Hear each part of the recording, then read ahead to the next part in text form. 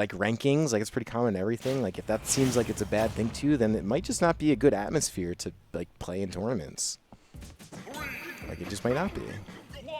Yeah, I mean, and that could be okay. Not everyone has to be a tournament player. Like there's a lot of ways to enjoy this game. Trust me, from a non-competitive standpoint. So if that's like something that gives you anxiety, that's the other thing. But like as far as an additional resource for a game that's pretty organic in terms of resources that exist, like I don't know, I don't see how additional resources could be bad, because you can make that argument pretty much on any social media at that point. So oh my lord, dude, I can't. Why is Little Max on the screen? Okay. yeah, he committed the cardinal sin of letting Little Mac go to FD. Yeah, honestly, dude, that's a really good point. That's been a thing since Smash 3DS, by the way. When that was the only stage to use, and Little Mac was like even more ridiculous than he is now for a lot of bad reasons. Okay, you're letting him recover. Okay, reading the roll. That's fine. Grymlynn.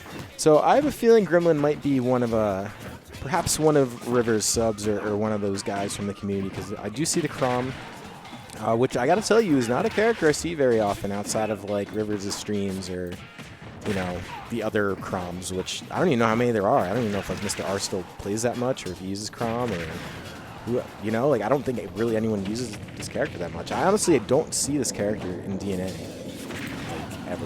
I barely see Roy.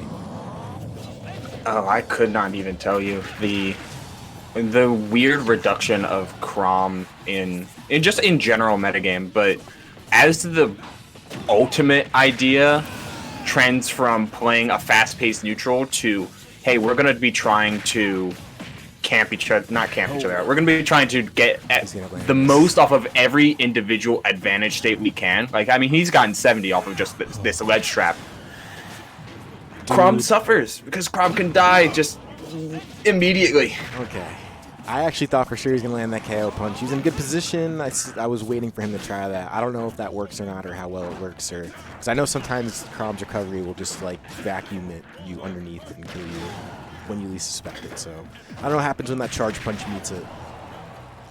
It functions like a command grab, so it usually just beats everything. But you have a counter, so it's fine. I mean, that's a smart play. You play against these characters with the hitboxes at the top of the recoveries. Countering is a fantastic option, and that's a lot of characters that have those sort of attacks. So a character like Chrom that really doesn't, already struggles recovering. Hell yeah, man! Counter on the ledge every time. That's gonna force that Chrom to basically have to learn how to like really measure up that jump, or I'm sorry, that recovery. Because there are ways you could basically just catch the ledge with it. It's kind of hard. Yeah, you can align it ever so properly, or you can do what Rivers does and ban FD, go to town, and have infinite ways to recover with those platform layouts. Yeah, kind of spitting. I say it every time I see Rivers on stream, and maybe he will get him on stream later, but always ban Town and City against Rivers. Just do it. It's a personal thing. Just don't let Rivers counterpick you to town. You are kind of spitting. So anyways, we're not going to worry about that. We're going to get Ness out here, which is probably a way better pick. But we are back on Final Destination, so... Why? Why are we here? I don't know. This is... I can see... I don't know. It's hard to think about Ness having... I don't know. It's Ness. He should be okay, but also, like... It's nice to have those platforms to retreat to against, like, Little Mac, because my man's definitely going to be swinging all over the place, as we're seeing. Oh, man. It's so stressful watching Little Mac, especially one who's, like, kind of up and feeling confident. All right. Yeah, and just one that knows what he's doing over here. Like, there's... Little Mac can play a really obnoxious game plan. Oh, my God. He did it. You know? He landed the thing. You feel bad when it hits you. You shouldn't let it discourage him, though. I mean, he's been mostly, that F tilt's going to be just enough there. But yeah, he's doing just fine otherwise.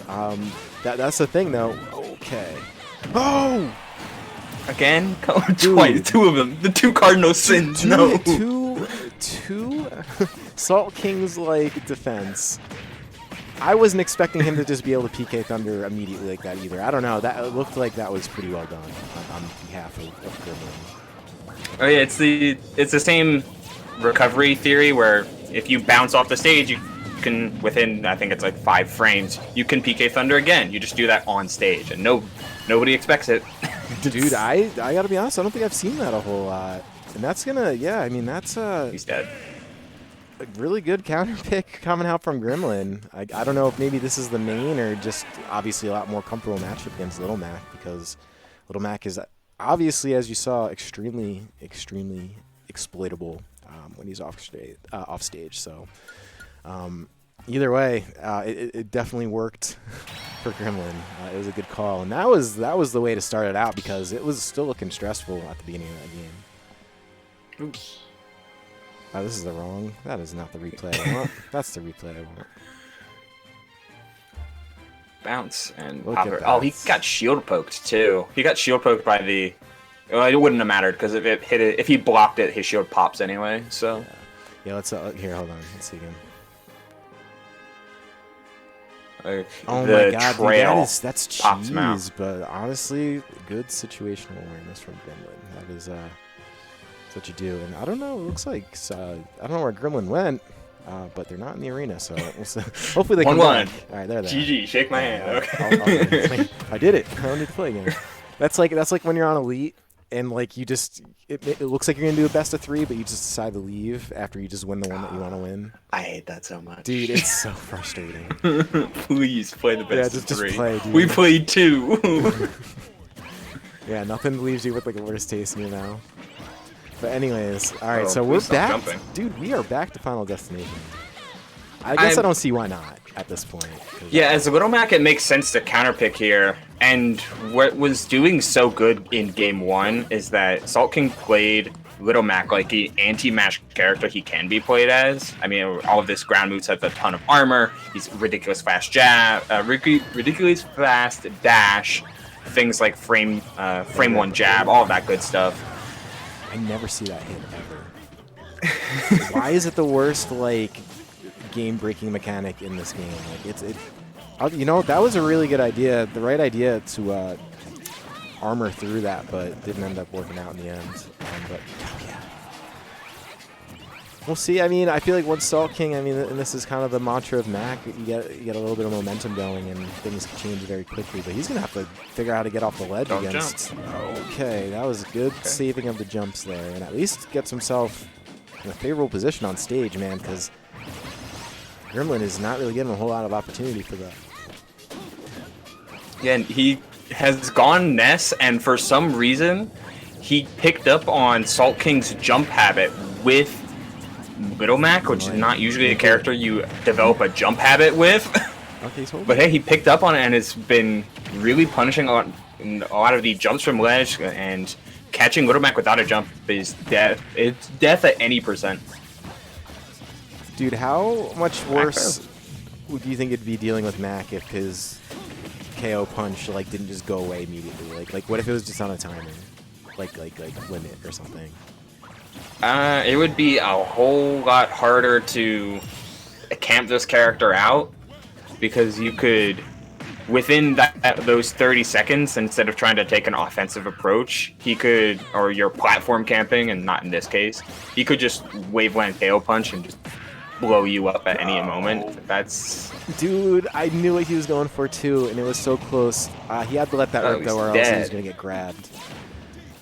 I think he waited out just long enough to hope that he might break the shield, and like I feel like he was probably only a couple frames away, but not undoable, just really unlikely here for Salt King. Yeah, it's definitely gonna be that. That's gonna be it. It was a good hustle, man. It sucks. Like playing against Ness, especially online, is not easy, especially when you're playing against, you know, if you're Mac, especially. But you could say that pretty much about any character you play against as Mac. I don't think Chrom was one of those characters though, and then that's why we saw the Ness come out, and effectively so. So it is gonna be. Yeah, Chrom has a lot of good single hit moves that are like, you know, forward air, back air up there. These are just like single hits that Mac can armor through, but Ness's better grab game means that he can ignore armor sometimes. Ness can stuff out stuff out some approaches and stuff out with jumps with big lingering aerials that makes it so he can play a little bit more ignorantly into Little Mac's game plan and still stuff him out. Mm-hmm.